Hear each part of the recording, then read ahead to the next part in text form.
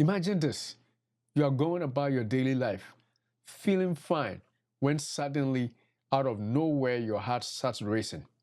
You feel dizzy, confused, and in an instant, your world turns upside down. This isn't just a nightmare. It's really for millions of people worldwide who suffer from high blood pressure and stroke. These silent killers are often the result of everyday habits we don't even think about. But here's the good news. By identifying and eliminating these dangerous habits, you can definitely take control of your health and drastically reduce your risk of stroke and heart disease. So, what are these habits that we are talking about?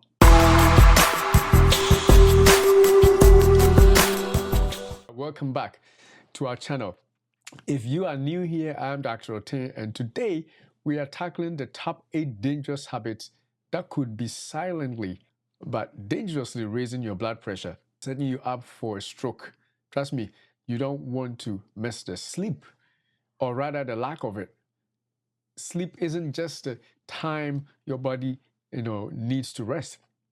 It is when your heart and blood vessels repair themselves.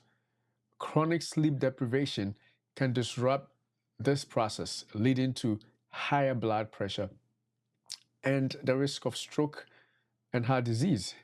So make sleep a priority. Aim for 7 to 8 hours of quality sleep each day, or should I say each night, and create a calming bedtime routine. Keep your bedroom cool and dark and avoid screens before bed. All right, so next up is replace your saturated fats with heart healthy fats. Think of olive oil, for the good fats, avocados, fatty fish, and, several kinds of fish. These foods help lower blood pressure, lower blood cholesterol, and they keep your arteries clear. Now, clear arteries make way for blood to move, freely, thereby making your heart work less and your blood pressure lowered. The next thing that we got to stop and get rid of is salt. It is in almost everything we eat. And while a little is necessary here and there, just to bring out the taste, as we all say, too much can wreak havoc on your blood pressure. Sodium causes your body to retain water, which increases your blood volume and thereby putting pressure on your arteries. It raises your pressure as a result. To cut down salt, choose the fresh, unprocessed foods whenever possible. Use herbs and spices to flavor your meals instead of reaching out for the salt shaker all the time. Some of us have the salty tongue, and it is hard to get rid of that habit. But try these other means and see how good it gets. Our good old sugar, sugary drinks, sugar added foods, and all the sweetened beverages and stuff that we can think of. Sugar is not just obvious sugary treats, hidden ones. We're talking about hidden sugars in foods and drinks.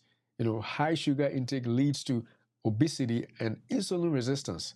You're not just going to get your blood pressure higher or raised, you're going to have problems even with other issues, especially with your blood glucose. Sugar added foods, sweetened beverages, and all the other forms of drinks, whether we call them minerals or sodas, are all going to lead to obesity. And then obesity will also lead to insulin resistance and other issues, even metabolic syndrome. We don't want to go into all that. But where you amass or increase your waistline, build up fat in your abdomen because of the excess sugar, making matters even worse. So instead of like sugary snacks, opt for whole natural foods like fruits or veggies. If you have a sweet tongue like mine, instead of reaching out for the sweet drinks, make it a habit to carry some sweet fruit along, so that if you are in the mood for something sweet, you reach out for your apples, your berries. Those are all sweet. And soon your tongue will adjust to those sweets, which are healthier. Switch that can or bottle into something healthier like water, maybe seltzer water, something spiced up with something that you can drink so that you are not going to be doing the sugary drinks all the time. Now let's move to the next harmful and dangerous thing that raises our blood pressure, and that is smoking. Nicotine smoke or smoking. Now, quitting smoking is hard, I must be frank, but it is worth it. It is very worth it. Seek help through counseling if you have access to pharmacists or doctor or even nurses, prescription medications, as well as over-the-counter patches and lozenges, all of which can help you to quit smoking, because smoking is not going to be good for you. And your heart and brain will definitely thank you if you end up completely quitting that habit. And the next but final thing that we should talk about here, as far as dangerous habits that raise blood pressure, is the use of excessive stimulants. Excessive stimulants. Now, by stimulants, I'm going to hit first on caffeine. Coffee drinkers or caffeine drinkers, or some are even hidden in energy drinks, and even some weight loss drugs or medications. And caffeine can raise your blood pressure because it's going to not help you. If you are trying to come down from, say, a pressure of 150, and your caffeine habits or your coffee drinking is bringing it to 160, if you cut a coffee, you are definitely going to lose 10 points right there. And so, depending on how high your pressure is already at, any small changes may not be good.